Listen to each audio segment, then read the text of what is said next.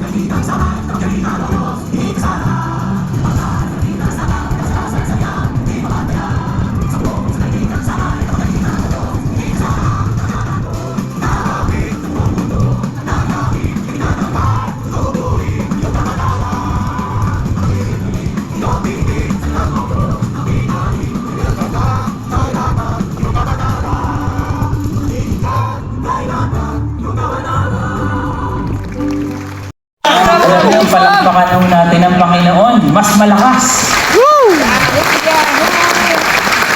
Huwag na ho ako.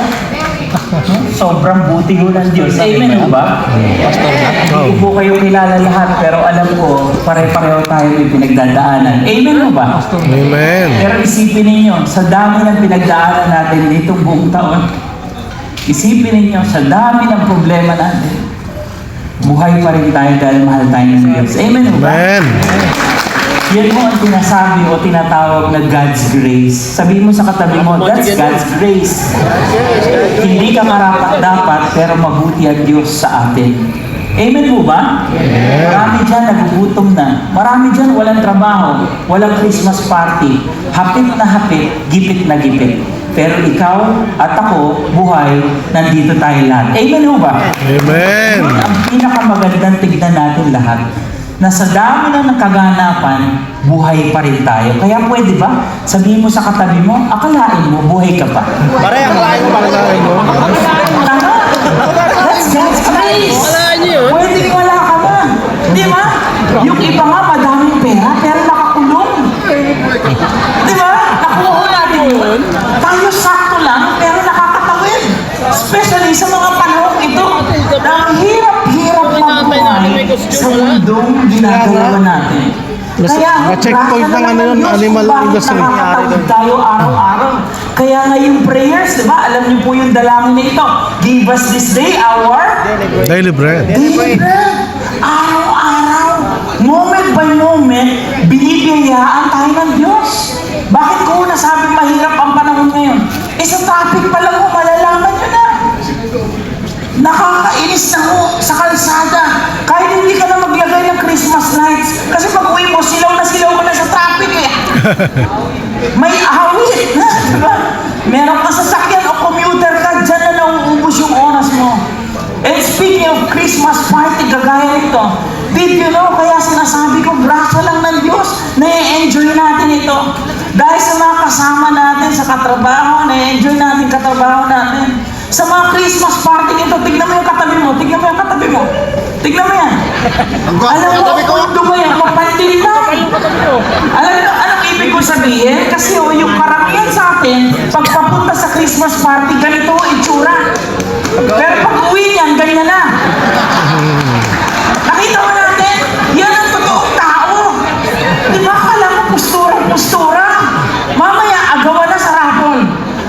Ako natin, hindi ko alam kung meron kayong dalang plastic o Tupperware.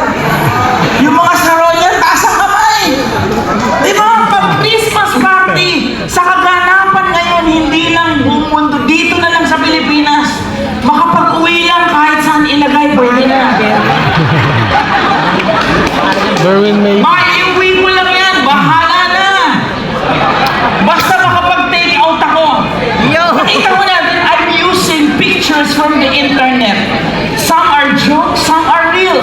But these are reality.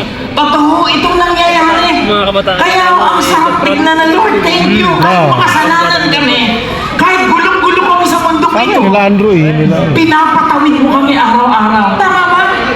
Yung iba naman, may kakilala pa kayo, ayaw kumain kasi nagjejeta daw, kasi daw ganito daw, kasi ang dami ng New Year's resolution, hindi naman pumapaya. Hindi ba?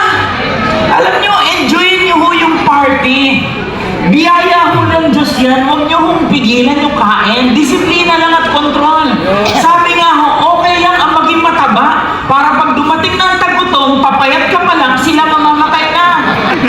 Ito may pondo ka, hindi ba? Anong ibig sabihin? Nang kanina ko pang pinapalit, huwag na ho kayo magturuan. Tama na ho turuan. Lahat tayo, sablay din kung minsan. Di ba? Anong sinasabi ko at pinapaliwanag ko? Lord, thank you. Nakakatawid kami. Litong-litong na kami sa buhay dito. Di ba minsan, gusto mo na mag-resign? Minsan, nagugulat ka. Tama ba yun?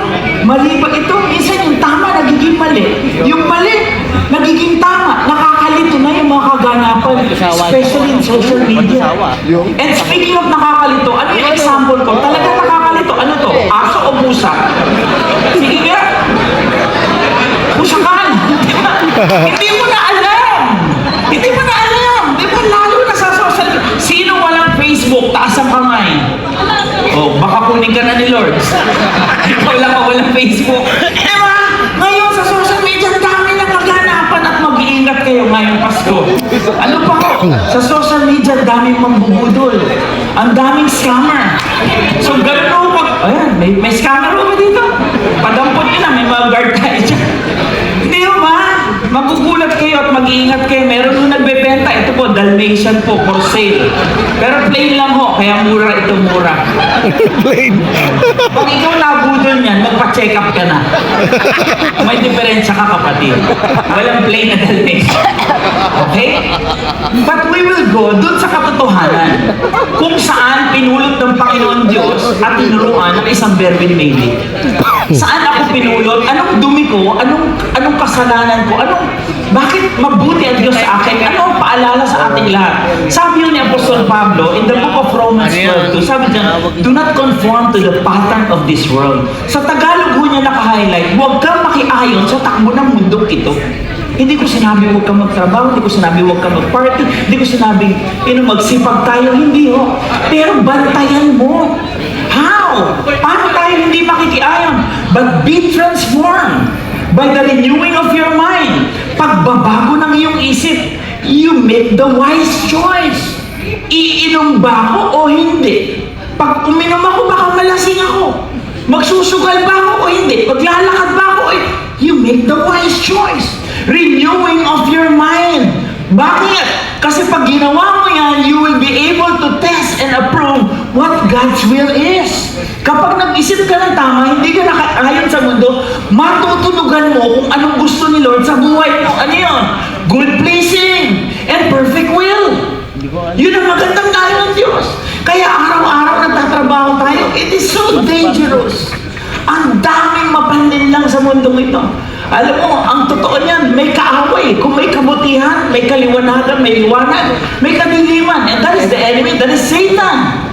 At alam ng Diablo kung ano yung pinagkakaabalahan natin lahat. At pag sobrang busy mo na dyan, that's the time. Do not conform to the pattern of this world. Ingat na tayo. You know why?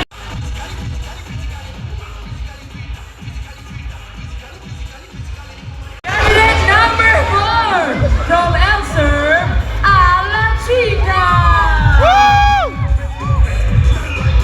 Kapalang nila chika.